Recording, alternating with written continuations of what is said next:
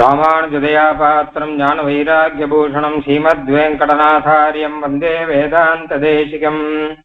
லக்ஷ்மீநாதசமாரம்பாம் நாதயாமுனமத்தியமாம் அஸ்மதாச்சாரியபரியந்தாம் வந்தே குருபரம்பராம். யோ நித்யமच्युतपदाम्बुजयुग्मरुक्मव्यामोहतस्तदितराणि तृणाय मेने अस्मद्गुरोर्भगवतोऽस्य दैकसिन्धो रामानुजस्य चरणौ शरणं प्रपद्ये.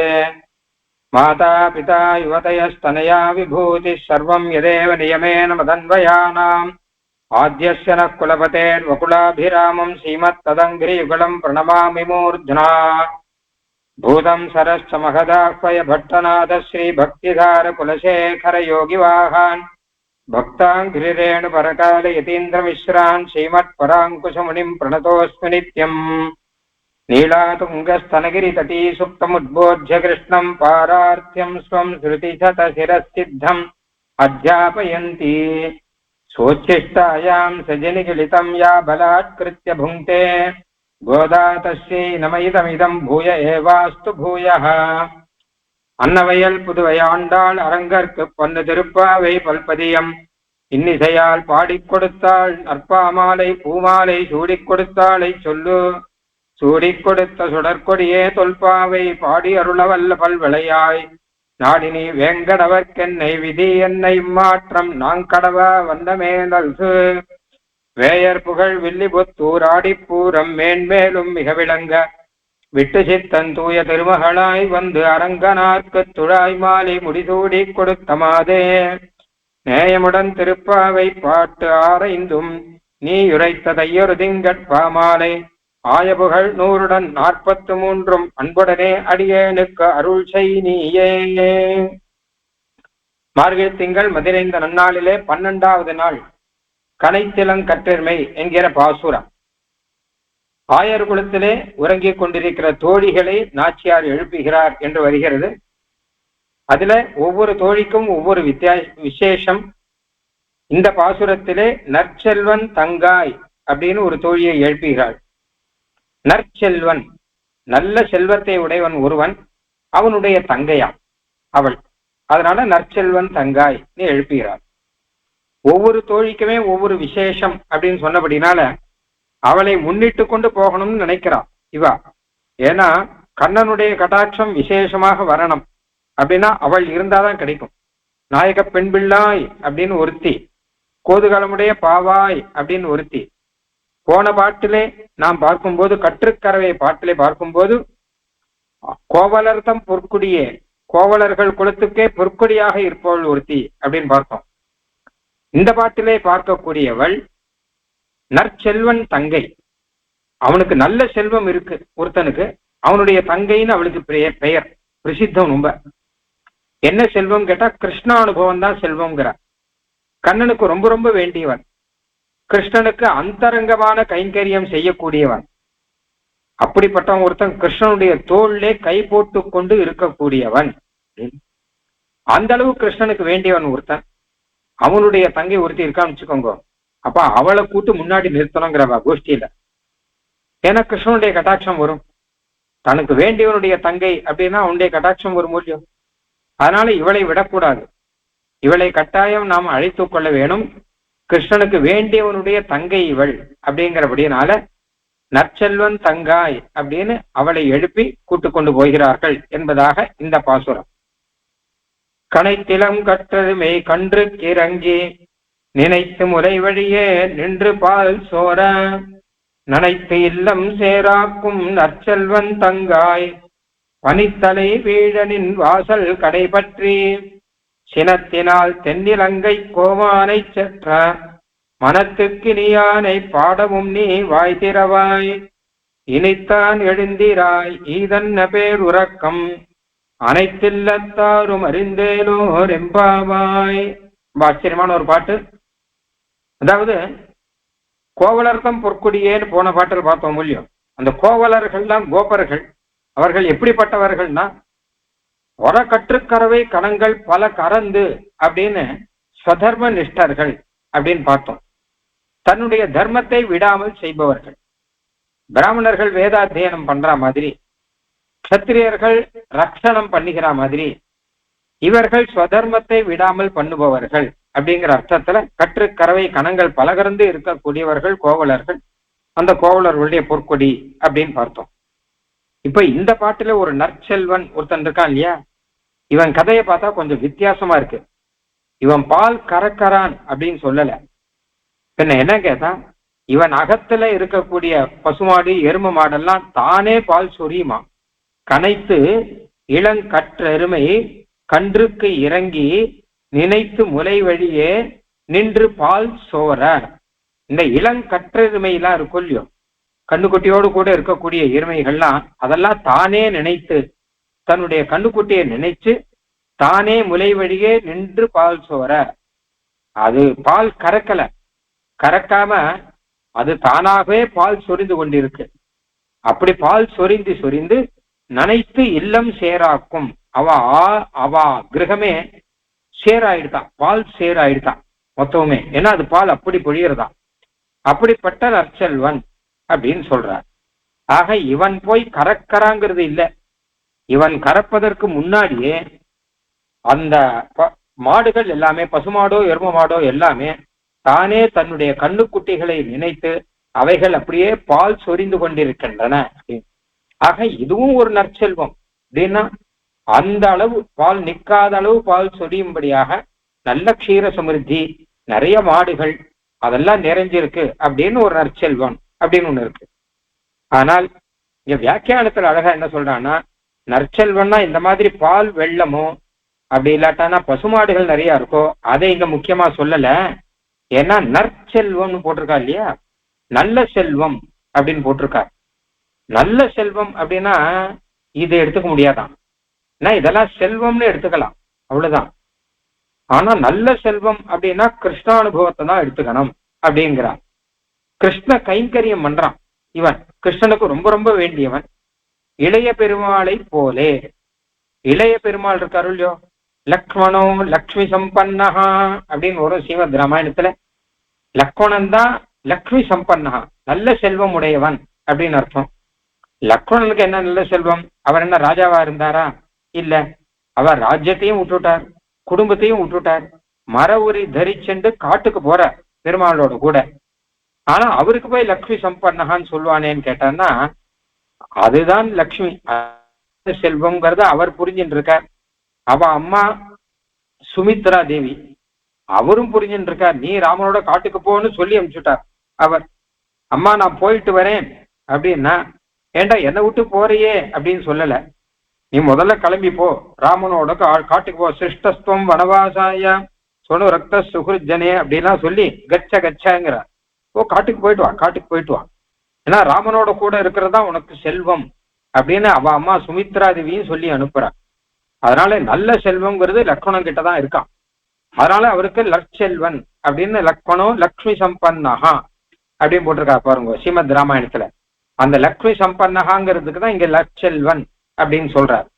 அப்படிப்பட்ட நல்ல செல்வம் அப்படிங்கிறது கிருஷ்ணனோட கூட, எப்படியானா லக்ஷ்மண பெருமாள் ராமனோட கூட நிழல் போல பின்தொடர்ந்து விடாம இருந்து கைங்கரியம் பண்ணாரோ, அந்த மாதிரி கிருஷ்ணனோட கூட எப்பவுமே கூடவே இருந்துண்டு, அந்தரங்கமாக இருந்துண்டு, வேண்டியவனாக இருந்துண்டு மாடு மேய்க்கிறதெல்லாம் செய்யக்கூடியவன் ஒருத்தன் நற்செல்வன். ஸ்ரீதாமா அப்படின்னு சொல்வா, அவனுடைய தங்கை அப்படின்னு ஆச்சு. இப்போ கிருஷ்ணனுக்கு பிரியமாக இருக்கக்கூடியவன், அவன் ரொம்ப வேண்டியவன். அதனால கிருஷ்ணனுக்கு பிரியமாக இருக்கக்கூடிய அந்த ஸ்ரீதாமாங்கிறவனுடைய தங்கையோ இல்லையோ, அதனால அவ கிருஷ்ண பிரியா, அவளுக்கு கிருஷ்ணனுக்கு பிரியமா தானே இருப்பாள், அதனால அவன் அழிச்சுட்டு போகணும் அப்படின்னு சொல்றான். சரி, இவன் ஏன் பால் எல்லாம் கறந்தானா கறக்கலையானா, இவனுக்கு கறக்கிறதுக்கு சமயம் இல்லை போல இருக்கு. ஏன்னா கிருஷ்ணனோடு கூட அந்தரங்க கைங்கரியங்கள்லாம் பண்ணிட்டு இருக்கானு இல்லையோ, அதனால அந்த கைங்கரியத்துல இருக்கிறபடினாலே பால் கறக்கிற ஸ்வதர்மத்தை பண்ண முடியல அப்படிங்கிறது இருக்கு. ஸ்வதர்மம் பண்ணாம இருக்கலாமா அப்படின்னு கேட்டா, ஸ்வதர்மங்கிறதே இங்க அனுஜ்ஞா தானே. அதாவது என்ன கேட்டான்னா, கிருஷ்ண அனுபவத்துல மூழ்கி இருக்கான், அதனால ஸ்வதர்மத்தை பண்ணாம இருக்கான். போன பாட்டிலே சொன்ன கோபர்கள்லாம் இருக்கா இல்லையோ, அவள்லாம் ஸ்வதர்ம அனுஷ்டானம் பண்ணா. அவ ஏன் பண்ணானா, ஸ்வதர்ம அனுஷ்டானம் தான் கிருஷ்ண கைங்கரியம் அப்படின்னு நினைக்கிறான். அவள்லாம் எல்லாருக்குமே அவாவாளுடைய தர்ம அனுஷ்டானம் இருக்கும் இல்லையோ, அதுதான் கிருஷ்ண கைங்கரியம். பிராமணனுக்கு கார்த்தால எழுந்திருந்து ஸ்வதர்மத்தை பண்ணுவது, வேதாத்தியனம் பண்ணுவதுதான் அதுதான் பகவத் கைங்கரியம் அப்படின்னு. அம்மா அப்பாவுக்கு சுசூஷை பண்ணிட்டு இருக்கான்னு ஒருத்தன் வச்சுக்கோங்க. ஒரு புத்திரனா இருக்கிறான், அவனுடைய ஸ்வதர்மம் எதுனா அம்மா அப்பாவுக்கு சுசூஷை பண்ணணும். அதை பண்ணிட்டு இருந்தா அதுதான் பெரிய கிருஷ்ண அனுபவம், அதுதான் பெரிய கிருஷ்ண கைங்கரியம் அப்படின்னு தானே அந்த பண்டரிபுரத்துல கிருஷ்ணன் காமிக்கிறான் விட்டல். ஏன்னா அந்த புண்டரீகன் அம்மா அப்பாவுக்கு கைங்கரியம் பண்ணிட்டு இருக்கான். அந்த இடத்துல கிருஷ்ணன் போய் நிக்கிறான். அவன் கைங்கரியம் பண்ற இடத்துல அங்க போய் அவாத்து வாசல்ல போய் இடுப்புல கை வச்சுட்டு அவனுக்காக காத்துட்டு நிக்கிறான் அவன் கிருஷ்ணன் அப்படின்னு அந்த க்ஷேத்திர மகாத்மியத்துல வரும். நீ இருக்கிற இடத்துக்கு நான் வரேன், நான் இருக்கிற இடத்துக்கு நீ வர வேண்டாம். கிருஷ்ணன் இருக்கிற இடத்துக்கு போய் அவன் சுசுரூஷை பண்ண வேண்டாம். அம்மா அப்பா சுசுரூஷை பண்ணாலே கிருஷ்ணன் அங்க இருப்பான். அதனால ஸ்வதர்மமே பகவத் கைங்கரியம் அப்படின்னு பண்றவா சில பேர், பகவத் கைங்கரியமே ஸ்வதர்மம் அப்படின்னு இருக்கிறவா சில பேர். ரெண்டும் உண்டு. போன பாட்டுல சொன்னது ஸ்வதர்மமே ஸ்வதர்ம அனுஷ்டானமே கிருஷ்ண கைங்கரியம் அப்படின்னு பண்ணிட்டு இருக்கிறவா நிறைய பேர். நிறைய பேர் சுவாமிகள்லாம் காலக்ஷேபங்கள்லாம் சொல்லிட்டு இருப்பான், அதுவேதான் பகவத் கைங்கரியம். நிறைய கோயில போய் கைங்கரியங்கள்லாம் பண்ணலையா அப்படின்னா, கோயில போய் இதுக்கு கைங்கரியம் பண்ணும், இங்க காலக்ஷேபம் சொல்லிட்டு இருக்கனே, நித்தியகர்மா அனுஷ்டானம் பண்ணிட்டு இருக்கனே, காலக்ஷேபம் சொல்லிட்டு இருக்கனே, இதான் சொதம், இதான் பகவத் கைங்கரியம் அப்படின்னு நினைக்கிற மகான்கள் நிறைய பேர் நம்ம பார்த்திருக்கோம். வைகுண்டத்திலே 2 விதமானவர்கள் உண்டு. வைகுண்ட தமரரும் முனிவரும் வியந்தனர் அப்படின்னு ஒரு மூலியம். அமரர்களும் முனிவர்களும் திருப்பாவை பாட்ட கூட வந்தது. ஓகே, இப்ப சில பேர் என்ன பண்றாங்க கேட்டான்னா, இந்த மனசுனாலேயே கிருஷ்ணானுபவத்துல இருக்கிறவா, சில பேர் கைங்கரியம் பண்ணி கிருஷ்ணானுபவத்துல இருக்கிறவா, அப்படி உண்டோ இல்லையோ.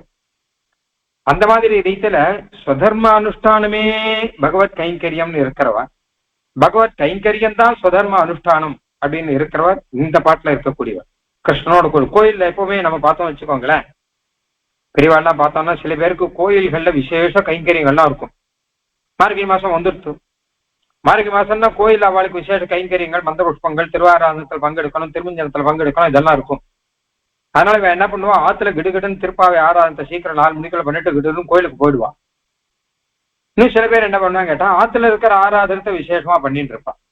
ஏன்னா இங்க இதுதான் பகவத் அனுபவம். திருப்பாவை அனுபவங்கிறது கோயில போய் தான் இருக்கணுமா, ஆத்திலேயே இருக்கே, இப்ப ஆத்திலேயே அந்த அனுபவம் இருக்கு அப்படின்னு இருக்கவா. 2 விதமும் உண்டோ இல்லையோ, 2 விதமும் நடந்துட்டு இருக்கு. விசேஷ கைங்கரியம் இருக்கவாளுக்கு அதை விட முடியாது, அதனால அங்க அவ போய் ஆகணும், அவ போவா. சில பேர் ஆத்துல முடிச்சுட்டு மெதுவா போவா, அப்புறம் கோயிலுக்கு போய் பெருமாள் சேவிச்சுப்பான் அப்படின்னு உண்டோ இல்லையோ.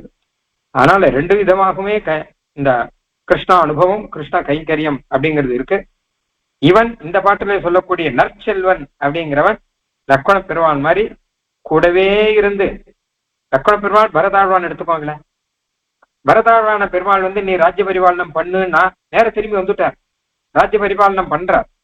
அவரை பொறுத்த வரைக்கும் ராமன் சொன்னதை கேட்கறது தான் ராம கைங்கரியம், அதனால ராஜ்ய பரிபாலனம் பண்ணிட்டு இருக்கார். லக்ஷ்மண பெருமாள் ராமனோட கூட போய் அவருக்கு அந்தரங்க கைங்கரியம் பண்றதுதான் ராம கைங்கரியம். அவரை கூட்டு பெருமாள் நீ திரும்பி போனா அவர் போக மாட்டேன்னு விட்டார். இது 2 விதமான நிஷ்டா. இது பாகவதர்களுடைய 2 விதமான நிஷ்டா இது. அதனால அந்த ரீதியில இவன் கிருஷ்ண கைங்கரியம் பண்ணிட்டு இருக்கான். அதனால ஸ்வதர்மத்தை இவனால பண்ண முடியல, அதனால தோஷம் இல்லை. ஏன்னா கிருஷ்ண அனுகிரகங்கிறது இருக்கும் இல்லையோ, அதனால பசுமாடு பால் கறந்துட்டு இருக்கு. கனைத்து இளங்கற்றருமை அப்படின்னு இதுல இன்னொரு முக்கியமான ஒரு குறிப்பு ஒண்ணு இதுல கட்டாயம் சொல்லி ஆகணும். ஏன்னா பரகால சுவாமி தன்னுடைய வியாக்கியானத்துல சாதிச்சிருக்க, இதுல ஸ்வதர்ம அனுஷ்டானத்தை இவன் விட்டுட்டான் அப்படின்னு இருக்கு. ஒரு அர்த்தம் பார்த்தோம்னா, ஸ்வதர்ம அனுஷ்டானத்தை இவன் பண்ணல, ஏன்னா கிருஷ்ண கைங்கரியத்தை பெருசா நினைக்கிறான். நான் சொன்னேன் இல்லையா, எப்படி 2 விதமா உண்டு அப்படின்னு சொல்லிட்டு. அதுல முக்கியமான விஷயம் சுவாமி என்ன சாதிக்கிறான்னா, நித்திய கர்ம அனுஷ்டானத்தை விட்டுட்டான்ங்கிறது கிடையாது அப்படிங்கிற. நித்திய கர்ம அனுஷ்டானத்தை விடக்கூடாது. நித்திய கர்மான என்ன அர்த்தம் கேட்டா, எதை நாம கட்டாயம் செய்தே ஆகணுமோ அது நித்திய கர்மா, அதை செய்யாட்டா பாபம் உண்டு. ஸ்வதர்மம்னு சொன்னது நித்திய கர்மாவை சொல்லலை. இப்போ ஸ்வதர்மம் சொன்னது அவாவாளுக்கான பிராமணனுக்கான தர்மம் அப்படிங்கிறதா வேதாத்தியனம் பண்றது அப்படின்னுலாம் இதெல்லாம் இருக்கும் இல்லையோ, அது இருக்கட்டும். நித்திய கர்மானுஷ்டானம் சந்தியாவந்தனம், அதை விட்டுவிடக்கூடாது. நான் கோயில கைங்கரியம் இருக்கு, அதனால நான் மார்கழி மாசம் 30 நாளும் சந்தியாவந்தனம் பண்ண மாட்டேன் அப்படின்னு சொல்ல முடியாது. ஏன்னா மாரிவிலாசம் 30 நாள் கோயில்ல நான் திருப்பாவைக்கு போனோம், அதனால சந்தியாவந்தனம் பண்ண மாட்டேன் அப்படின்னு சொன்னா அது ஸ்வரூப விருத்தம். ஏன்னு கேட்டான்னா நம்ம எல்லாருமே பகவத் ஆஜ்ஞைக்கு வசப்பட்டவர்கள். நித்தியகர்மானுஷ்டானத்தை செய்யாட்டா பாபம் உண்டுன்னு சொல்லியிருக்கு.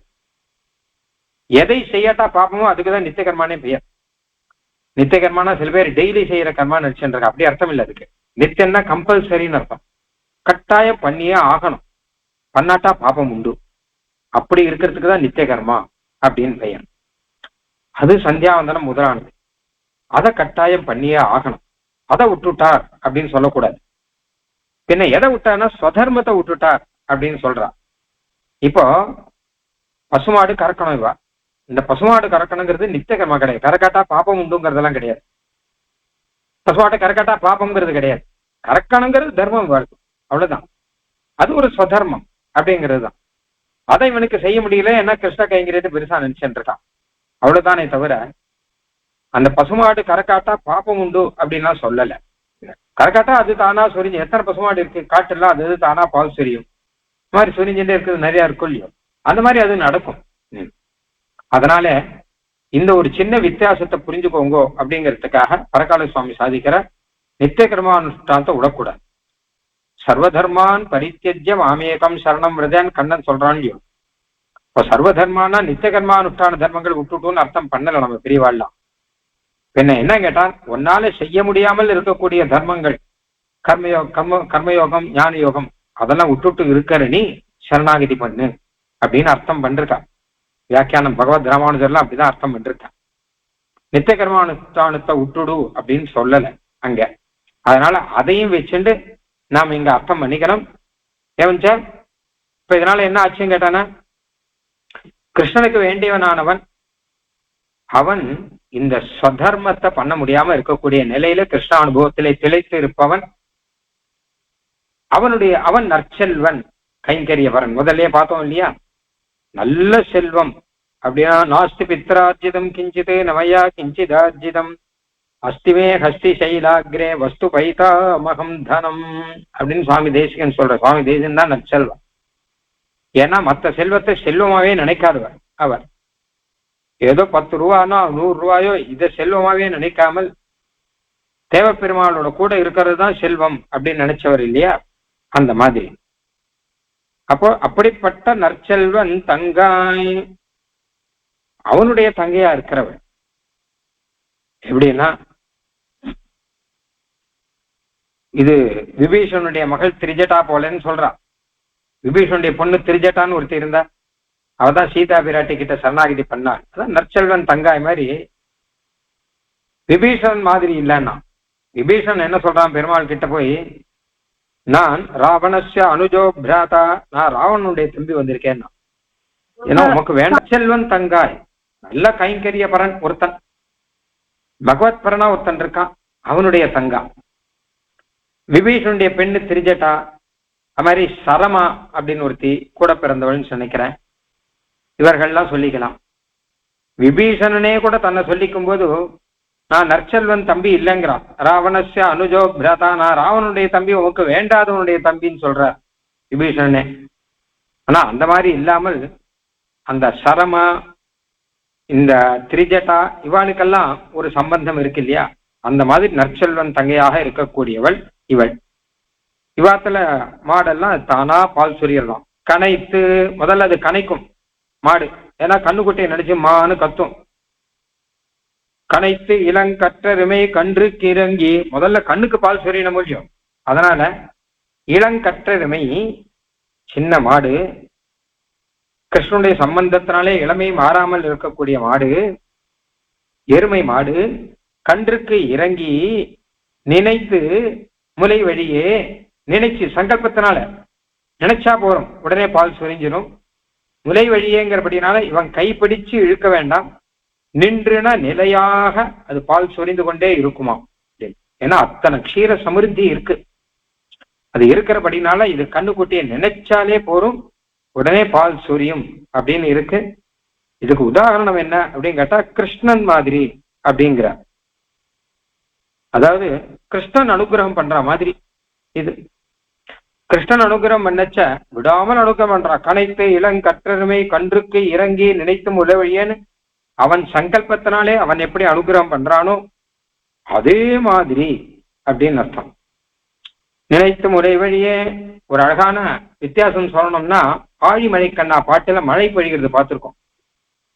அந்த மழை பொழிகிறதுக்கு அது எவ்வளவு பாடுபடணும் அப்படின்னா, ஆழியுள் பூக்கு முகந்து கொடு ஆர்த்து ஏறி அப்புறம் மெய் கருத்து இதெல்லாம் பண்ணணும் இல்லையோ, அதெல்லாம் ஒண்ணும் இல்லாமல் நினைச்சாலே போதும், உடனே பால் சூரிய ஆரம்பிச்சிடும். கண்ணன் எப்படி ஒரு சங்கல்பத்தினாலேயே மோட்சத்தை கொடுத்துடுறான்.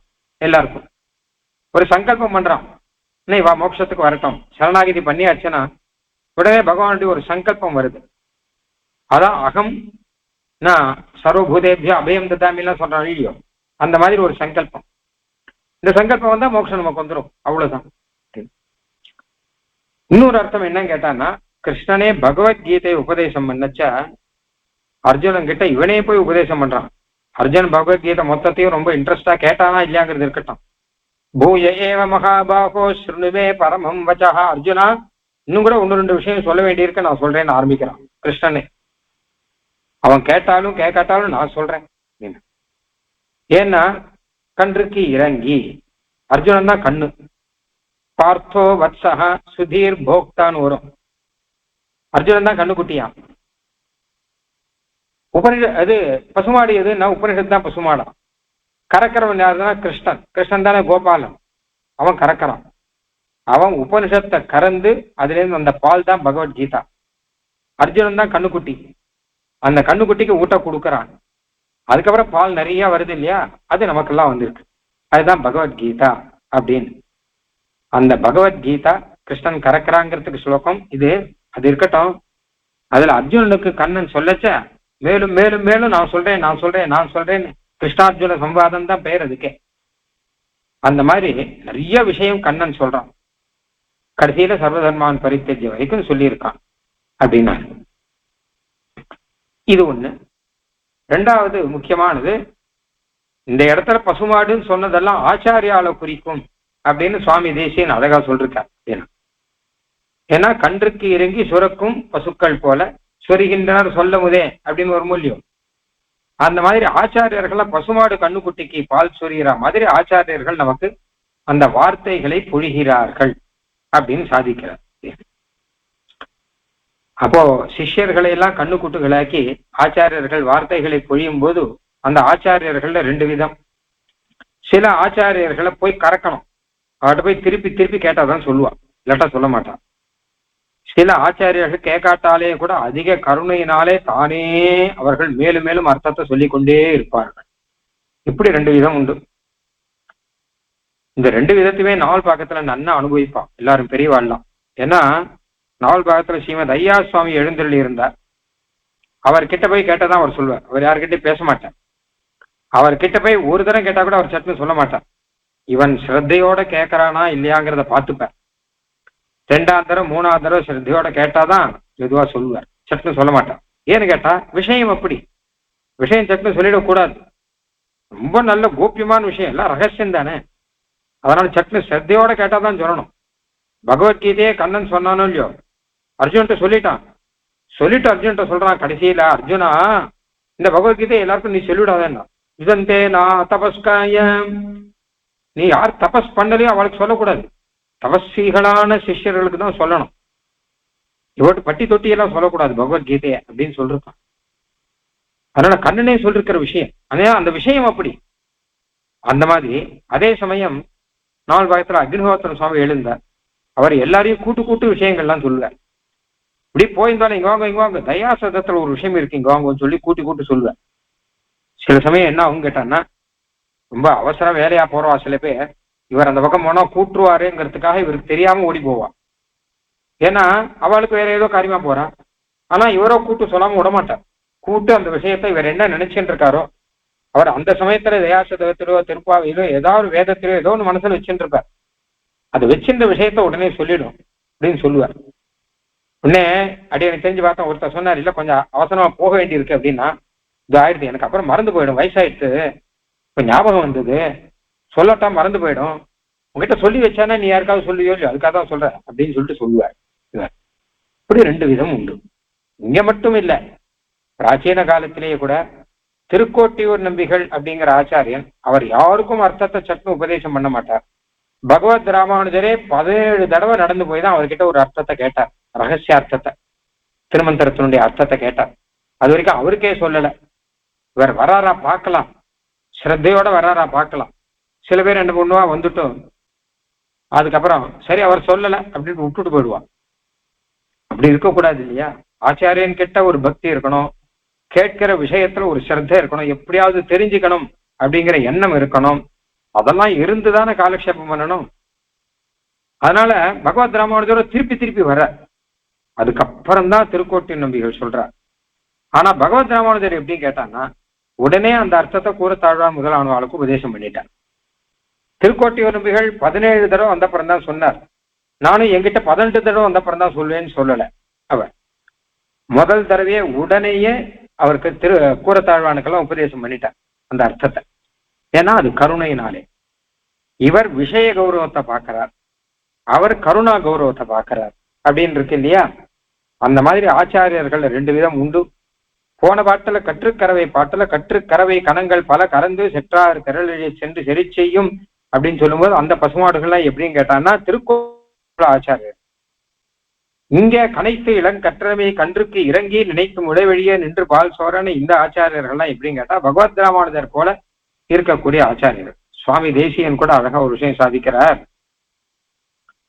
இப்போ ரகசிய அர்த்தத்தை எல்லாம் கிரந்தத்துல எழுதிட்டார் சுவாமி, ரகசிய திரைசாரம் முதலானதெல்லாம் அப்படின்னு. அப்பா சுவாமி தேசியனே கடைசியில சாக்கிறார், விவிருத்தமிக, நான் விவரணம் பண்ணிட்டேன். எதன்னா என் மயா கோபனீயம், ரகசியமா வச்சுக்கணும். எங்க அப்புள்ள ரகசியமா தான் எனக்கு சொல்லி கொடுத்தார். 4 பேருக்கெல்லாம் வெளியில பட்டுக்கிட்டுன்னு இது ரகசிய காலக்ஷேபம் தானே பண்றோம் நாம கூட, உபன்யாசம் கிடையாது. ஸ்ரீமத் ரகசிய திரைசாரம் காலக்ஷேபம், ஸ்ரீபாஷ்யம் காலக்ஷேபம். உபன்யாசம் தான் என்ன கேட்டா அது சொல்லுவா, அது யூடியூப்ல வரும், யார் வேணா கேட்கலாம். இது அப்படி கிடையாது. அந்த காலக்ஷேப கோஷ்டியில இருக்கிறவா மட்டும்தான் கேட்கலாம், மற்றவெல்லாம் கேட்கக்கூடாது. விவிருத்தமிக ரகசியம் என்மையா கோபனீயம், ரகசியமா வச்சுக்கணும். நான் கிரந்தத்துல எழுதிட்டேன். எப்ப கிரந்தத்துல எழுதினோம் அப்ப எல்லாருக்கும் ஒரு காலக்ஷேபம் பண்ணாதவா கூட அந்த ஓலைச்சுவடி கிடைச்சா அவளுக்கும் வந்துடும். ஆனா கூட அதுக்கான கௌரவம் எல்லாரும் எடுத்துக்கணும் அப்படின்னு சொல்ற அங்க. அந்த மாதிரி ரீதியில இப்ப 2 விதமான ஆச்சாரியர்கள் இருக்காங்கிறத காமிக்கிறதுக்கு தான் நாச்சியார் இப்படி 2 விதமா சாதிக்கிறார் அப்படின்னு சொல்றார். கனைத்து இளங்கற்றருமை கன்றுக்கு இறங்கி நினைத்து முறைவழியே நின்று பால் சோர நனைத்து இல்லம் சேராக்கும் நற்செல்வன் தங்காய், அப்படிப்பட்ட ஒரு நற்செல்வன் தங்கையே பனித்தலை வீழனின் வாசல் கடைபற்றி, உங்க அத்துக்கு வந்திருக்கும். சாதாரணமா வரல, தலையில பனி விழருது. கிருஷ்ணா அனுபவத்துல நீயும் இருக்க, நாங்களும் கிருஷ்ண அனுபவத்துல இருக்கோம். ஆனா அதுக்கு மேல லௌகிகமான ஒரு அனுபவம் இருக்கும் இல்லையோ, தலையில பனி விழுந்துன்னு இருக்கு, பனி கொட்டின்னு இருக்கு. அந்த கஷ்டம்லாம் கஷ்டமா தெரியல. ஏன்னா நின் வாசல் உங்க அத்துக்கு வரணும்னு வந்திருக்கும். பனி தலையில விழுந்தா என்ன, என்ன ஆனா என்ன, நீ வேணும் எங்களுக்கு, கிருஷ்ணன் வேணும், கிருஷ்ணன் சன்னதிக்கு போறோம். அதுல இருக்கிற கஷ்டங்கள்லாம் எதுவுமே கஷ்டமே கிடையாது. பனித்தலை வீழ, இன்னொரு பக்கமா தான் அதுவும் ஒரு குளிர்ச்சி, கிருஷ்ணானுபவம் குளிர்ச்சி தான், இதுவும் ஒரு குளிர்ச்சி தான். நின் வாசல் கடை பற்றி, உங்க அத்து வாசல் பக்கம் நாங்க வந்திருக்கோம், அங்க பற்றி நிக்கிறோம், நீ வர வேண்டாமா? பனித்தலை வீழ நின் வாசல் கடை பற்றி சினத்தினால் தென்னிலங்கை கோமாலை சற்ற மனத்துக்கினியானை பாடவும் நீ வாய் திறவாய். நாங்க கானம் பண்றோமே, நாங்க பாட நீ வாய் திறந்து நீயும் பாட வேண்டாமா? பாட்டு பாட தெரிஞ்சா பாட ஆரம்பிச்சா உடனே கலந்துப்பா இல்லையா அவ, இப்ப நீயும் கலந்துக்க வேண்டாமா? அதுவும் நாங்க யார பாடுறோம்னா ஸ்ரீராமனை பாடுறோம். ஏன்னா இந்த உள்ளுக்குள்ள இருக்கக்கூடிய நற்செல்வன் தங்கா இருக்கா இல்லையோ, அவளுக்கு கிருஷ்ணனை விட ராமன் கிட்டதான் அவளுக்கு ஸ்நேகம் நிறைய இருக்கான். ஏன்னா அவன் மனத்துக்கு இனியான் அப்படின்னு சொல்லி வச்சிருக்கான். அவ ராமன் தான் மனத்துக்கு இனியான், கிருஷ்ணன் மனத்துக்கு இனியான் இல்லை. ஏன்னா ராமன்கிற பெயரே இனியவன் அர்த்தம். ரமந்தே அஸ்மின், யார் எல்லாருக்கும் இனியவனா இருக்கானோ அவனுக்கு தான் ராமன் அப்படின்னு பெயர்.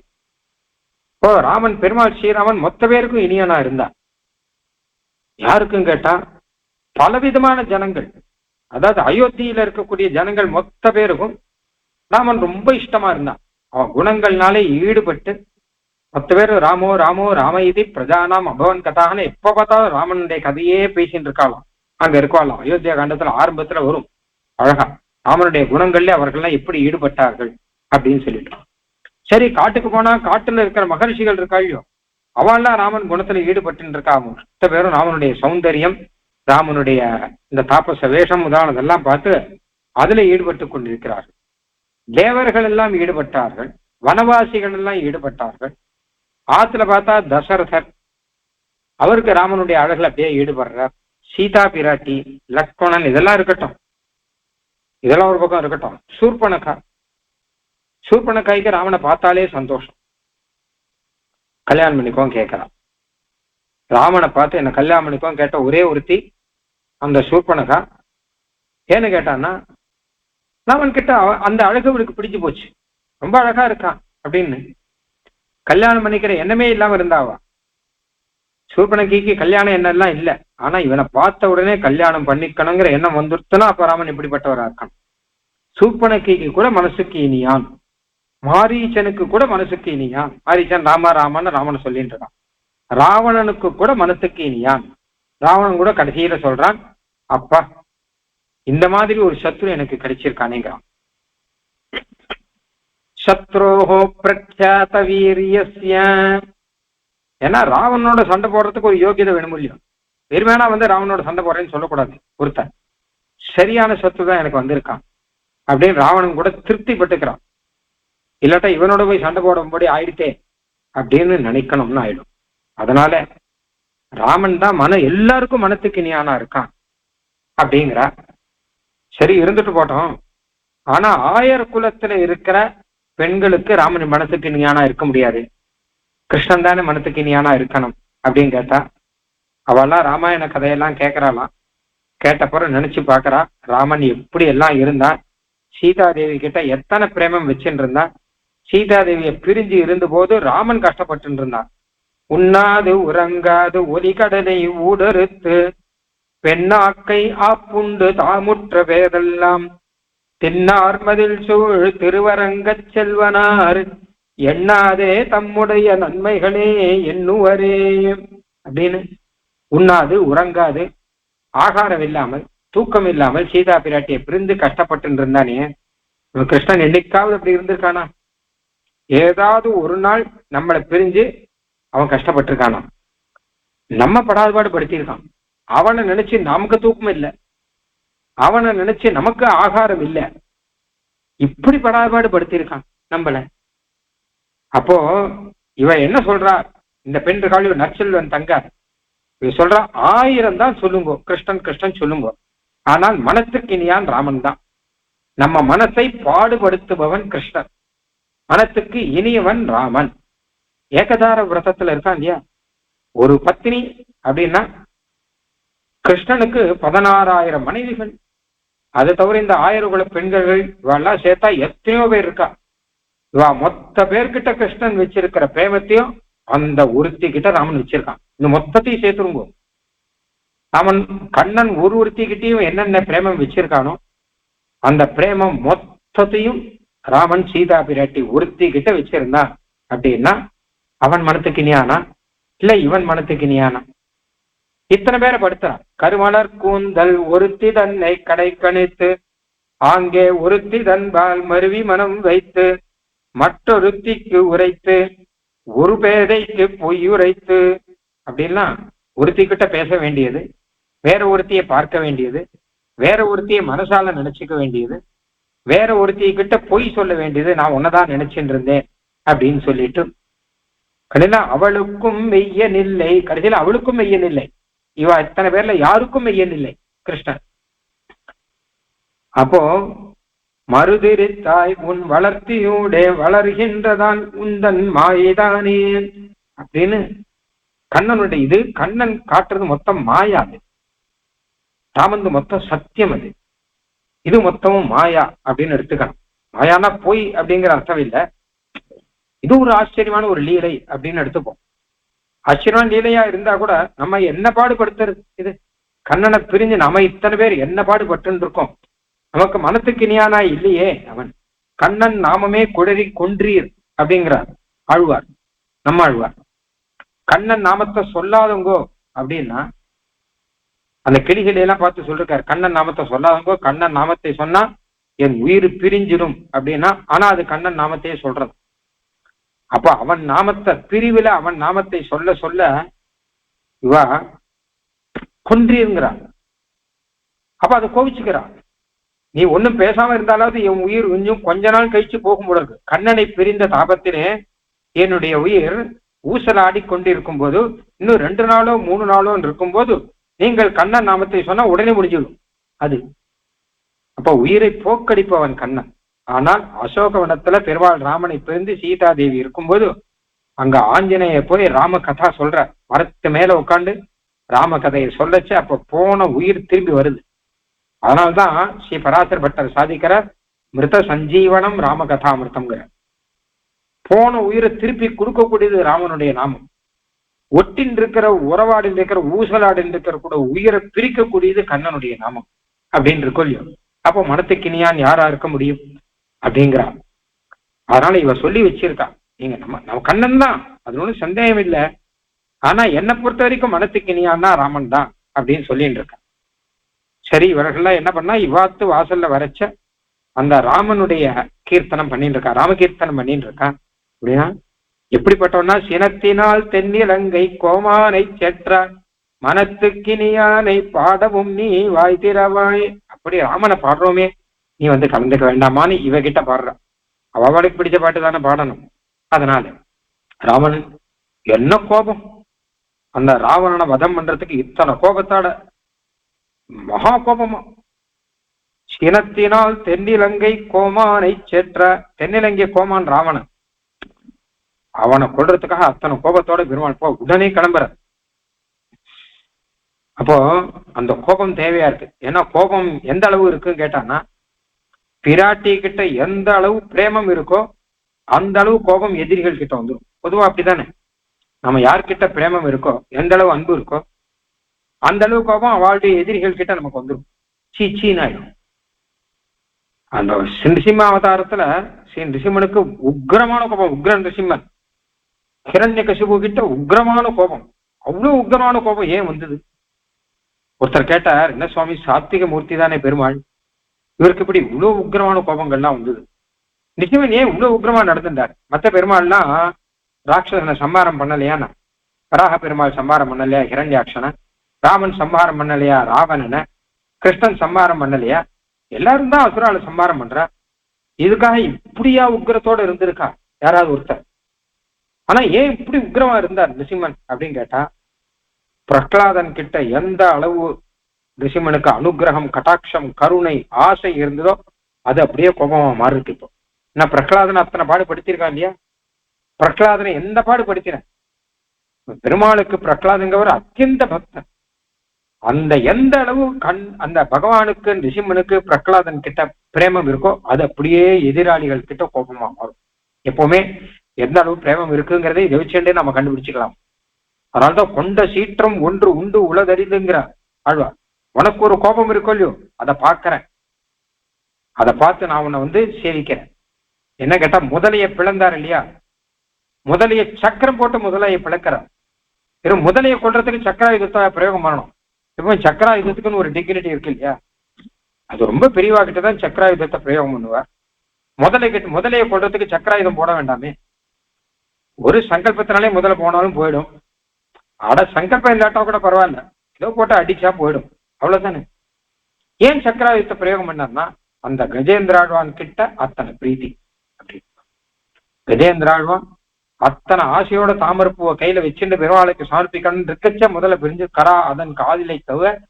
அப்போ கஜேந்திராழ்வான் ஆதி மூலமேன்னு கத்த, அப்போ பெருமாள் ஓடி வந்து சக்க பிரயோகம் பண்ணார். ஏன்னு கேட்டான்னா, கஜேந்திராழ்வான் கிட்ட இருக்கிற பிரீதி அப்படியே முதலை கிட்ட கோபமா மாறுறது. உடனே சக்கராயுதத்தை பிரயோகம் பண்ற அப்படின்னு வருது. அந்த மாதிரிதான் அந்த நிருசிம்மன் மாதிரி இங்க பெருமாளுக்கு சீதா பிராட்டி கிட்ட இருக்கக்கூடிய அந்த பிரேமம் எந்த அளவோ அந்த அளவு ராவணன் கிட்ட கோபமா மாறுறதான். அதனால்தான் அந்த கோபம் நமக்கு உத்தேசியமா இருக்கு. பொதுவாக கோபம் அப்படின்னா யாருக்கும் பிடிக்காது. ஏன் பிடிக்காது அப்படின்னு கேட்டா, தங்க கிட்ட கோபம் காமிச்சா பிடிக்காது, தன் எதிராளிகள் கிட்ட கோபம் காமிச்சா யாரா இருந்தாலும் பிடிக்கும். அவ்வளவுதானே. அப்போ எதிராளிகள் கிட்ட கோபம் காமிக்கிறவா தங்கிட்ட இருக்க பிரேமத்தினால் தானே அங்கே கோபத்தை காமிக்கிறா அப்படின்னு. மட்கிருதே காக்கமாத்தே பிரம்மாஸ்திரம் சமுதீரிதம்ங்கிறார் பிராட்டி. ஆஞ்சநேயர் கிட்ட ஒரு விஷயம் சொல்ற. காக்காசுரனுக்காக பிரம்மாஸ்திரம் போட்டார் இல்லையா பெருமாள், அப்பவும் பிராட்டி இதான் சொல்ற. ஒரு காக்கையை ஓட்டுறதுக்கு பிரம்மாஸ்திரத்தை பிரயோகம் பண்ணவர் பெருமாள் மட்டும்தான், லோகத்திலே வேற யாருமே கிடையாது. பிரம்மாஸ்திரத்துக்கான ஒரு மதிப்பு என்ன அப்படின்னு கேட்டா, ரொம்ப பெரிய சத்துரு கிட்டதான் பிரம்மாஸ்திரம் போடணும். இப்ப ராவணன் கிட்ட பிரம்மாஸ்திர பிரயோகம் பண்ற பெருமாள், ஏன்னா ஏகப்பட்ட வரமெல்லாம் வாங்கி வச்சிருக்கான், என்னென்னவோ பண்ணியிருக்கான். ராவணனை கொள்றதுக்கு பிரம்மாஸ்திரம் பிரயோகம் பண்றார் அப்படிங்கிறது வாஸ்தவம். காக்காசுரனை கொள்றதுக்கு பிரம்மாஸ்திரம் பிரயோகம் பண்ணுவாரா? ராமாயணத்திலே முன்னாடி எத்தனை அசுரால கொண்டிருக்கார் பெருமாள். சுபாகுல இருந்து ஆரம்பம், சுபாகு தாட்டகால இருந்து ஆரம்பம், தாட்டகா சுபாகு கபந்தன் விராதன் வழக்கெல்லாம் பிரம்மாஸ்திரமா போட்டார். ராவணன் கிட்ட பிரம்மாஸ்திரத்தை பிரயோகம் பண்றார். சரி, காக்காக்கு போய் எதுக்கு பிரம்மாஸ்திரத்தை போடணும்? குச்சியால ஓட்டணும். அத ஒரு பெரிய கும்பு எடுத்து ஓட்டும். அப்பெல்லாம் காய்ச்சி வச்ச பார்த்தா தெரியும், மாடியில அப்பெல்லாம் உழைச்சிருப்பா, பக்கத்துல கும்பு வச்சிருப்பா, கும்பா தட்டுனா காக்கா போயிடும். அதுக்காக அதுதான் அப்படித்தானே ஓட்டணும் அப்படின்னா பிராட்டி சொல்றார் மட்கிருதே, எனக்காகங்கிற. ஏன்னா காக்காசுரன் என்கிட்ட அபசாரப்பட்டான், அப்ப என்கிட்ட அவருக்கு இருக்கிற பிரேமம் இப்ப கோபமா மாறுறது. அப்ப மட்கிருதே காக்க மாத்திரேது பிரம்மாஸ்திரம் சமுதீரிதம் அப்படின்னு சாதிக்க பிரயோகம் பண்றாரு இல்லையா பெருமாள். அதனால எந்த அளவு பிரேமத்தோட பெருமாள் இருக்காருங்கிறது அந்த கோபத்துல தெரியுது. சினத்தினால் தென்னிலங்கை கோமானை செற்ற மனத்துக்கு நீயானை பாடம் உன்னி வாய் திறவாய் அப்படின்னு. இப்ப கோபங்கிறது பெருமாளுக்கு இயற்கையா கிடையாது, இயற்கையா கருணை தான் இருக்கு பெருமாளுக்கு. ஆனா அந்த பிரீத்தி தான் கோபமா மாறுறது. ஒருத்தர்கிட்ட இருக்கிற பிரீத்தி அவளுடைய எதிராளி கிட்ட கோபமா மாறுறதுன்னு பார்த்தோம். ஜலதேரிவ சீததாங்கிற சுவாமி தயாசதகத்துல. கருணை பெருமாளுக்கு எப்படின்னு கேட்டா, ஜலத்துக்கு குளிர்ச்சி இருக்கும் இல்லையோ, ஜலம் குளிர்ந்துதான் இருக்கும், அதை சுட வச்சா சுடுமோ இல்லையோ, அது மாதிரி பெருமாள் குளிர்ந்துதான் இருப்பார். அவர் கோபப்பட வச்சாதான் அவர் கோபப்படுவார் அப்படின்னு வச்சுக்கோங்க அப்படின்னு. திருஷ்டுவா பிரவக சார்தூலம் கோபஸ்ய வசம் ஏவானு அனுமான் அடிச்சா யுத்தத்துல ராட்சசா. உடனே பெருமாளுக்கு கோபம் வந்துட்டுன்னு வரும். நீ என்னோட தானே யுத்தம் பண்ற, நீ எதுக்கு ஆஞ்சநேயர் அடிக்கிற? பெருமாளுக்கு கோபம் வந்துட்டான் அப்படின்னு ராமாயணத்துல வரும். சினத்தினால் தென்னிலங்கை கோமானை சற்ற மனத்து கிணியானை பாடவும் நீ வாய் திறவாய். நீ அதை பாடிச்சாவது நீ உடனே வாய் திறந்து நீ கலந்து கொண்டு பாட வேண்டாமா?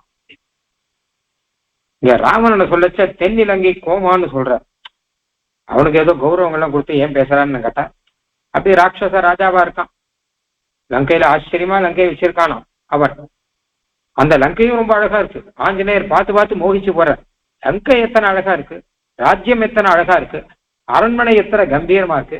ராவணன் எப்படி இருக்கான் தெரியுமா? அப்பா எப்படிப்பட்ட கம்பீரமா இருக்கான். ஆஞ்சநேயர் மோகிச்சது மாத்திரம் இல்ல, பெருமாள் ராமனே கூட சொல்ற, ஆஹா என்ன கம்பீர ஆக்கிருதியா இருக்கான் பாவன், அவன் தேர்ல வர்றதே அவ்வளவு அழகா இருக்கான் அப்படின்னா. சரி, ஆனா என்ன கஷ்டம்னா, யத்யதர்மோ ந பலவான் ஸ்யாதயம் ராட்சசேஸ்வரஹ ஸ்யாதயம் சுரலோகஸ்ய சசக்ரஸ்யாபி ரக்ஷிதா. இந்த படுபாவி இந்த அதர்மம்னு ஒண்ணு பண்ணலன்னு வச்சுக்கோ, நான் விட்டுட்டு போயிடுவேன் பெருமாள். இவன் சீதா பிராட்டியை கொண்டு வரலன்னு வச்சுக்கோ, போயிட்டு கொடுத்து. இல்ல இவன் தேவலோகத்தை ஆக்கிரமணம் பண்ணிட்டானேன்னா வீரியத்தினால்தானே ஆக்கிரமணம் பண்ணா, பண்ணிக்கட்டுமே என்ன இப்போ. தர்மமா, அதாவது அதர்மம் பண்ணாத வரைக்கும் பிரச்சனை இல்லை. அவன் வீரியத்தினால ஒரு ராஜா இன்னொரு ராஜாவை ஆக்கிரமிச்சுக்கிறான், போனா போயிட்டு போடு. சாதயம் சுரலோகஸ்ய, இந்திரனை ஜெயிக்கட்டும், தேவலோகத்தை ஆக்கிரமணம் பண்ணிக்கட்டும். ஏன்னா இவனை பார்த்தாலே தெரியுது இவன் சாதாரணமான ஆசாமி கிடையாது, இவன் தேவலோகத்தை ஜெயிக்கக்கூடியவன் நன்னா தெரியுது, வரவெல்லாம் வாங்கி வச்சிருக்கான், எல்லாம் சரி. இந்த ஒரு அதர்மம் மாத்திரம் பண்ணலைன்னா நான் இவகிட்டே வரமாட்டேன்ட்டேன். எத் அதர்மோ நபலவான். ஆனா இப்படி அதர்மம் பண்ணியிருக்கான், இவன் இன்னும் பல பெண்களை வேற இவன் வந்து அவமானப்படுத்தி இருக்கான் இருக்கு, எல்லாம் மனசுல வச்சுட்டு இருக்கேன் பெருமாள். ஆக என்ன கேட்டான்னா, அழகா சம்ஸ்கிருதத்துல ஒரு ஸ்லோகம் ஒண்ணு இருக்கு. துர்ஜன பரிஹர்த்தவ்யா வித்யா அலங்கிருத்தோ பிஷன் மணினா பூஷித சர்பா கிமசௌ ந பயங்கரா அப்படின்னு. ஒருத்தன் நன்னா படிச்சவனா இருக்கான்னு வச்சுப்போம், ரொம்ப நன்னா படிச்சவன், எல்லாருக்கும் வேண்டியவன், நன்னா பேசுறவன், ஆனா துஷ்டன், ஹிம்சை பண்றவன் அப்படின்னு வச்சுக்கோங்களேன். இன்னொருத்தரன் ஹிம்சை பண்ணியே அவன் நன்னாக்குறது இவனுக்கு பிடிக்காது அப்படின்னு இருந்தா வச்சுக்கோங்க. அப்ப அவனை முதல்ல தூர விளக்கணும், துஷ்டனை தூர விளக்கணும். அவன் படிச்சிருந்தாலும், அவன் பணக்காரனா இருந்தாலும், அவன் அழகனாக இருந்தாலும், அவன் பந்துவாக இருந்தாலும், அவன் துஷ்டனா இருந்தா அவனை தூர விளக்கு அப்படின்னாரு. ஏன்னா கேட்டா, மணினா பூஷித சர்பா, ஒரு சர்ப்பம் இருக்கு, அதன் தலையில ரத்தன மணி இருக்கும். சர்ப்பம் படம் எடுக்கும்போது ரொம்ப அழகா இருக்கும், அப்படியே பார்த்துட்டே இருக்கலாம் போல இருக்கும், பார்த்துட்டு இருப்போமா? அதன் தலையில ரத்னம் இருக்கும், அந்த ரத்னத்தை எடுத்து போமா? ஏன்னு கேட்டான்னா போன கடிச்சிடும், துஷ்டம் அது. மணினா பூஷித சர்பா கிமசோ ந பயங்கரா. சர்ப்பம் அழகா இருக்கு, படம் எடுத்து பார்க்கும்போது அழகா இருக்கேன்னு சொல்லிட்டு அதை வேடிக்கை பார்த்துட்டு இருப்போமா? அடிக்க மாட்டோம், ஏன்னா துஷ்டத்தனம். அந்த மாதிரி துர்ஜன் படிச்சவனா இருந்தாலும் சரி, அவன் பணக்காரனா இருந்தாலும் சரி, துஷ்டன்னா முதல்ல தூர விளக்கணும் அப்படின்னு இருக்கு. அந்த நிலையில தான் ராவணன் இருக்கான். ராவணன் தபஸ்வி, ராவணன் வேதாத்தியனம் பண்ணவன், ராவணன் பரமசிவ பக்தன், ராவணன் மகா கம்பீரமான ஆக்கிருதி, ராவணன் மகாவீரியம் உள்ளவன், எல்லாம் இருக்கட்டும், துர்ஜனனாச்சே, துஷ்டனாச்சே. அப்ப பெருமாளை பொறுத்த வரைக்கும் தர்மம் தான் முக்கியம், அதர்மத்தை ஒழிக்கணும். அதுக்குதான் அவதாரமே, தர்ம சம்ஸ்தாபனார்த்தாய சம்பவாமி யுகே யுகே அப்படின்னு. அதனால மற்ற எல்லாத்தையும் பின்னுக்கு தள்ளிட்டு அவன் துஷ்டன்கிறபடினால அவனை ஒழிக்கணும் அப்படின்னு பெருமாள் எடுக்கிறான் அப்படின்னு ஸ்ரீமத் ராமாயணத்துல வரும் இல்லையா? அதுதான் முக்கியமான விஷயம். ஏன்னா அவதார பிரயோஜனமே அதுதான். இன்னும் இவாளுக்கு அனுகிரகம் பண்றேன், அவளுக்கு அனுகிரகம் பண்றேன்னு இருக்கட்டும், நல்லவாளுக்கு அனுகிரகம் பண்ணணும், துஷ்டர்களை ஒழிக்கணும். பரித்ராணாய சாதுனாம் விநாசாய துஷ்கிருதாம் அப்படின்னு வரும் இல்லையா? அதனால என்ன கேட்டான்னா, எத்தனை யோக்கியதையை நாம சம்பாதிச்சுக்கிறோம் அப்படிங்கறத காட்டிலும் முக்கியம் அயோக்கியத்தையை நாம சம்பாதிச்சுக்க கூடாதுங்கிறது முக்கியம். நிறைய படிக்கிறோம், இது படிச்சு தெரிஞ்சுக்கணும், அது படிச்சு தெரிஞ்சுக்கணும், அதெல்லாம் காட்டிலும் முக்கியம் என்னன்னு கேட்டான்னா, முக்கியமானது பிராதிகூல்யஸ்ய வர்ஜனம். பிரதிகூலமா நடக்கக்கூடாது, சாஸ்திரத்துக்கு விருத்தமா நடக்கக்கூடாது, மனுஷாளுக்கு விருத்தமா நடத்துக்க கூடாது, அவளுக்கு ஹிதத்தை தான் நினைக்கணும் அப்படிங்கிறது. இல்லாட்டா பெருமாள் அவரே பாராட்டும்படியான தன்மைகள் ராவணன், பெருமாளே வாய் விட்டு பாராட்டும்படியான தன்மைகள் ராவணன் கிட்ட இருக்கு. அதனால ராவணனோட ஃப்ரெண்ட்ஷிப் வச்சுக்கலாம் நினைக்கல, துர்ஜனன் சொல்லிட்டு விளக்குறாரு இல்லையா? அதனால சினத்தினா அத்தனை கோபம் இருக்கு இல்லையா? அதனால சினத்தினால் தென்னிலங்கை கோமாலை சற்ற மனத்துக்கு இனியானை பாடம் உண்ணி வாய் திரவாய் இனித்தான் எழுந்திராய். இனிமேலாவது எழுந்துவா நீ. முதல்ல நாங்க வரிசை எழுந்து காட்டா கூட உங்காத்துக்கு வந்து ராமன் காத்தையே பாடுறோம் இல்லையோ, அதை தெரிந்தின்றாவது இனிமேலாவது எழுந்திரு. இத்தனை பாட்டாக 10 பாட்டாக நாங்கள் வந்து கிருஷ்ண காதை பாடியிருக்கோம், உங்காத்துக்காக ராமகாதையை பாடுறோம், எழுந்துரு. இனித்தான் எழுந்திராய். இல்ல எங்களுடைய கஷ்டத்தை புரிஞ்சிருந்தாவது எழுதுரு. நாங்கெல்லாம் பனித்தலை வீழ நின் வாசல் கடை பற்றி நிற்கிறோம். நான் ஆத்துக்கு வந்தா உள்ள வந்து உக்காந்துக்கிறோமா? வாசல்லையே நின்றுட்டு பாடிட்டே இருக்கோம், நீ இப்ப வர போறேன்னு சொல்லிட்டு பற்றி நிற்கிறோம், பனி தலையில விழுந்துட்டு இருக்கு. ஆக நாங்கள் உங்ககிட்ட எத்தனை ஆசையோட வந்திருக்கோம், எத்தனை ஆர்த்தியோட வந்திருக்கோம், அதாவது சரீர கஷ்டத்தை எல்லாம் இருந்துன்னு கூட சகிச்சுன்னு வந்திருக்கோம். அப்போ அதையெல்லாம் பார்த்துட்டு இனித்தான் இனிமேலாவது எழுந்திருக்க வேண்டாமா அப்படின்னு. இனித்தான் எழுந்திராய். அது மட்டும் இல்ல, நாங்கள் உன்னுடைய பேற்றுக்காக வந்திருக்கோம், அதாவது உன்னை ஐஷன் போனோம் வந்திருக்கோம். நாங்க பாட்டுக்கு அப்படியே போலாம் மூலியம், நீ இல்லாட்டா என்ன நாளைக்கு வந்துக்கிட்டோம் அப்படின்னு போகலையே. நீ உனக்கு கிருஷ்ண சேவை பண்ணி வைக்கணும் அப்படிங்கிறதுக்காக வந்திருக்கோம். அதனால எழுந்துவான். இனித்தான் இனிமேலாவது எழுந்துவான். இனித்தான் எழுந்திராய் இதென்ன பேருறக்கம். இதென்ன ராமநாமத்தை சொன்னப்புறம் கூட எழுந்துக்கல, கிருஷ்ணனை சேவிக்க போறோம் சொல்லச்சு கூட எழுந்துக்கல, பாகவத கோஷ்டி வந்தும் கூட எழுந்துக்கலன்னா அதுக்கு பெயர் தான் பேருறக்கம் அப்படின்னு. மனுஷாளுக்கு பேருறக்கம்ங்கிறது கூடாது. ஏதோ உறக்கம்னா சாதாரணமா இருக்கும், நேற்று பார்த்தோம் இல்லையா? உறக்கத்தை பத்தி பார்த்தோம், உறக்கம்ங்கிறது சகஜம். ஆனா பேருறக்கம்னா அது எப்படி தேவை? அதிகப்படி தூக்கம். அது தூங்கு. பிராம முகூர்த்தத்துல சூரியோதயம் ஆச்சுன்னா தூங்கக்கூடாது. பிரம்ம முகூர்த்தத்திலே எழுந்துக்கணும். சூரியோதயத்தில் தூங்கினா மகாபாபம் சொல்லியிருக்கு, வேதத்திலேயே சொல்லியிருக்கு, ராமாயணத்திலேயே சொல்லியிருக்கு. மார்கழி மாசம் பின்னால எழுந்துட்டு திருப்பாவை சொல்லாம தூங்கினா அதுதான் பேரு உறக்கம் அப்படின்னு. சாதாரண நாள்ல தூங்கினா உறக்கம்னு வச்சுக்கோங்க. மார்கழி மாசம் கூட பின்னால ஒருத்தன் தூங்கினா வச்சுக்கோங்க, எழுந்துக்க வேண்டிய சமயத்துல கூட எழுந்துக்காம இருந்தான்னா இதென்ன பேருறக்கம். இது என்னமா வைதிகத்துக்கும் இல்ல, லௌகிகத்துக்கும் இல்ல, எதுக்குமே இல்லாமல் ஒரு பேருறக்கம் எதுக்கா இருக்கு உனக்கு? இதைத்தான் எழுந்தீராய் இதென்ன பேருறக்கம். பேருறக்கங்கிறது அழகான வார்த்தை. நாம போன பாட்டுல நம்ம என்ன பார்த்தோம் அப்படின்னு கேட்டானா, எட்டுக்கு உறங்கும் பொருள். தூங்குறது எதுக்காக தெரிஞ்சுட்டு தூங்கணும் முதல்ல அப்படின்னு.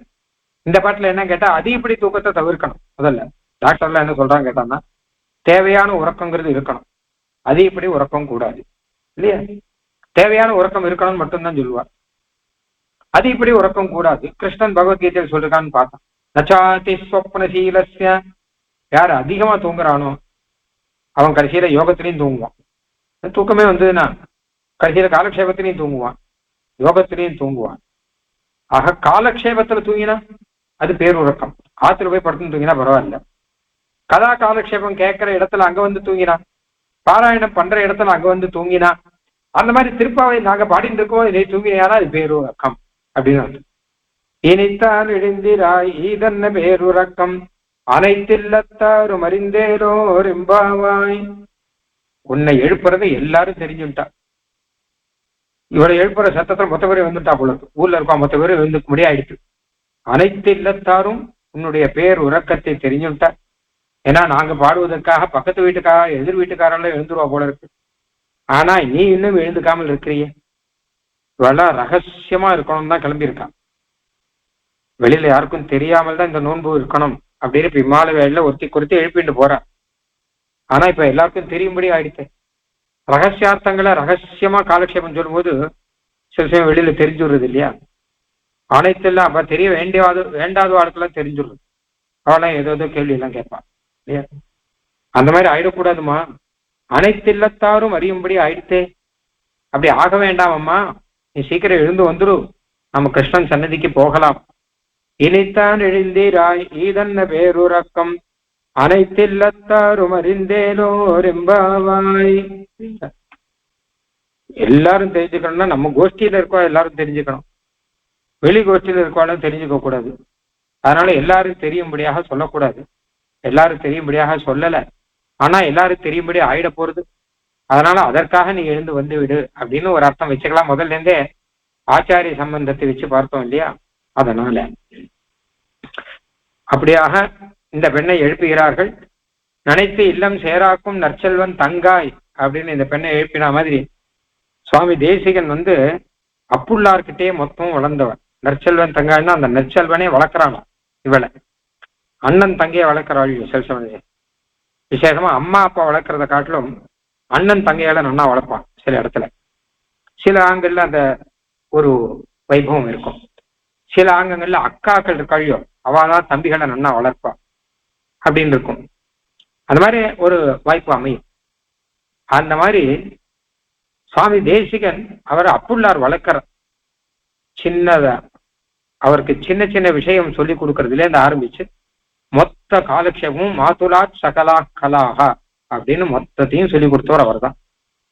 அதான் கனைத்து இளம் கற்றல்மே கன்று கிறங்கி நினைத்து மொழியே நின்று பால் சோர நனைத்தில்லம் சேராக்கும் நற்செல்வன் தங்காய் அப்படின்னு சுவாமி தேசிகனை தன்னுடைய பின் தோன்றலாக அப்புள்ளார் எனக்கப்புறம் நீ ஆச்சாரியனா இருக்கணும், இந்த அர்த்தம் மொத்தமும் சிந்தாமல் இருக்கணும் அப்படின்னு அப்புள்ளாரை நியமிச்சிருக்காரு. இப்போ யாரு? நடாதுரம்மாள் சொல்றாரு. அப்புள்ளாரே சம்பிரதாயம் இவன் கிட்ட இருக்கு, இந்த பையன் கிட்ட இருக்கு, தேசிகன் கிட்ட இருக்கு, அதனால நீ அவருக்கு எல்லாத்தையும் சொல்லி கொடுக்கணும்னுட்டா. நடாதுரம்மாள் நிறைய பேருக்கு காலக்ஷேபம் சொன்னா கூட பிற்காலத்தில் அடுத்தடுத்து மேல வரணுமே பாக்குறார்.